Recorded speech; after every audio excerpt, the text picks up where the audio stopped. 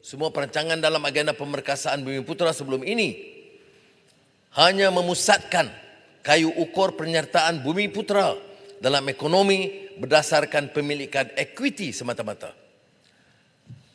Selepas 5 dasawarsa, pemilikan ini masih belum mencapai sasaran 30% yang ditetapkan. Maka ekonomi madani melalui KSP RMK12 antaranya akan menilai semula pendekatan untuk mengukur tahap penyertaan dan kawalan ekonomi Bumiputera yang lebih bermakna. Satu Kongres Ekonomi Bumiputera akan diadakan pada Januari 2024 bagi menetapkan hala tuju dan pendekatan baru agenda Bumiputera yang lebih adil, saksama dan inklusif. Ikhtiar bermakna bagi memperkasa Bumiputera beranjak daripada tumpuan terhadap syarikat terpilih kepada program pengupayaan yang melibatkan lebih ramai usahawan dan lebih banyak syarikat Bumiputera berskala kecil dan sederhana. Ini bagi melahirkan kelas pertengahan Bumiputera yang dapat beralih daripada bergantung harap kepada gaji semata-mata kepada membina perniagaan yang meningkatkan pendapatan dan menambah nilai kepada ekonomi.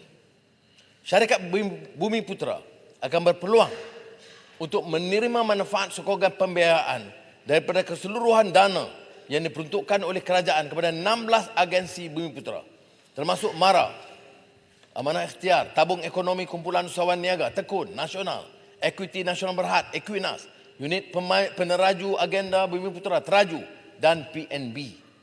Sokongan pembiayaan ini mencecah 30 bilion ringgit sejak 3 rancangan Malaysia terdahulu. Pada masa yang sama, pegangan nomini yang tidak dedahkan pemilikan sebenar pula terus menunjukkan corak peningkatan yang ketara. Sehubungan dengan ini, saya ingin memaklumkan bahawa Akta Syarikat 2016 dan Akta Perkongsian Liability Terhad 2012 berkaitan pengisytiharan pemunya manfaat sedang disemak semula bertujuan untuk memperkukuh ketelusan pemilikan saham selaras dengan penekanan kepada tata kelola yang baik dan agar saham tidak dipindahkan secara rahsia kepada pendukung-pendukung tertentu.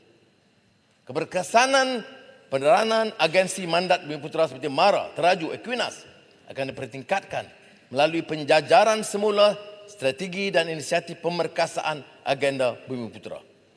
Petunjuk prestasi utama KPI diwujudkan untuk menambah baik keberkesanan penyaluran bantuan dan sokongan bagi meningkatkan penglibatan Bumiputera dalam kegiatan ekonomi. Usaha ini akan terus dipertingkatkan dalam membina kredibiliti agensi mandat Bumiputera dengan memperkukuhkan integriti dan tata kelola. Daya saing perusahaan Bumiputera terutama PMKS akan ditingkatkan melalui galakan untuk memanfaatkan platform digital dan teknologi keuangan fintech bagi mengembangkan perniagaan. Antaranya program pendigitalan oleh MARA dengan peruntukan 40 juta ringgit bagi membolehkan perusahaan Bumiputera menerima guna teknologi dan pendigitalan dalam pengurusan perniagaan. Dana wakaf akan diwujudkan menerusi agensi berkaitan dengan Yayasan Wakaf Madani sebagai pendekatan baru dalam membangun ekonomi Islam.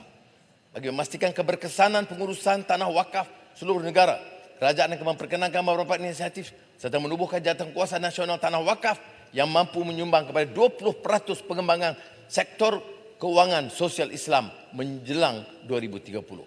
Kerajaan akan mengenal pasti tanah-tanah terbiar dan meneroka penglibatan rakyat dalam membangunkannya.